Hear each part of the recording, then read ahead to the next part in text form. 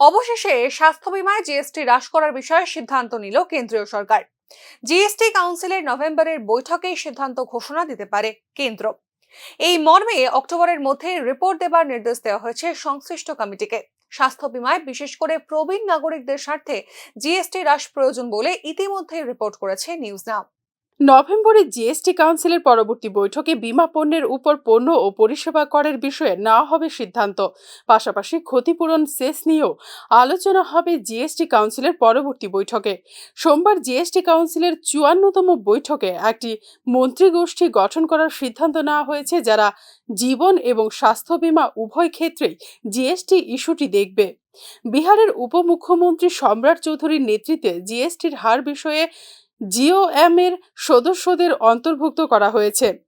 এই মন্ত্রীগোষ্ঠীদের নিয়ে গঠিত কমিটি এবং অন্যান্য রাজ্যের সদস্যরা এই বিষয়ে রিপোর্ট জমা দেবে অক্টোবরের শেষে। কেন্দ্রীয় অর্থমন্ত্রী নির্মলা সীতারামন কাউন্সিলের বৈঠকের পরে এই বিষয়ে জানিয়েছেন সাংবাদিকদের।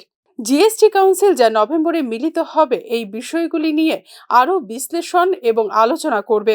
এর মধ্যে রয়েছে রোগী কল্যাণ সমিতি এবং বিভিন্ন কোম্পানিগুলির নেওয়া বীমার উপর জিএসটি, জীবন বীমা, চিকিৎসা ও মানসিক স্বাস্থ্য সম্পর্কিত বীমা এবং সেই সাথে প্রবীণ নাগরিকদের জন্য বীমার উপর জিএসটি সম্পর্কিত বিষয়গুলি আলোচনা হয়েছে।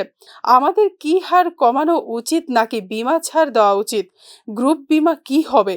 প্রবীণ নাগরিকদের জন্য আলাদা কি করা দরকার? এই বিষয়ে সিদ্ধান্ত নেবে জিএসটি কাউন্সিল, এমনটাই জানিয়েছেন কেন্দ্রীয় অর্থমন্ত্রী নির্মলা সীতারামন। বিহার, উত্তরপ্রদেশ, পশ্চিমবঙ্গ, কর্ণাটক, কেরল, রাজস্থান, অন্ধ্রপ্রদেশ, মেঘালয়, গোয়া, তেলেঙ্গানা, তামিলনাড়ু, পাঞ্জাব এবং গুজরাটকে নিয়ে গঠিত হয়েছে একটি বিশেষ কমিটি। অক্টোবরের শেষ নাগাদ এই বিষয়ে রিপোর্ট জমা দেওয়ার জন্য নির্দেশ দেওয়া হয়েছে কমিটিকে। বর্তমানে বিশেষ করে স্বাস্থ্য বীমার উপর 18% জিএসটি আরোপ করা হয়, যা প্রত্যাহার বা হার কমানোর জন্য দাবি করছেন প্রবীণ নাগরিকরা। ইতিমধ্যেই এই বিষয়টি নিয়ে বিস্তারিত রিপোর্ট করেছিল নিউজ নাও। প্রসঙ্গত, ক্যান্সারের ঔষধের উপর জিএসটি হার 12% থেকে কমিয়ে 5% করার সিদ্ধান্ত নিয়েছে GST council. Bureau report, news now.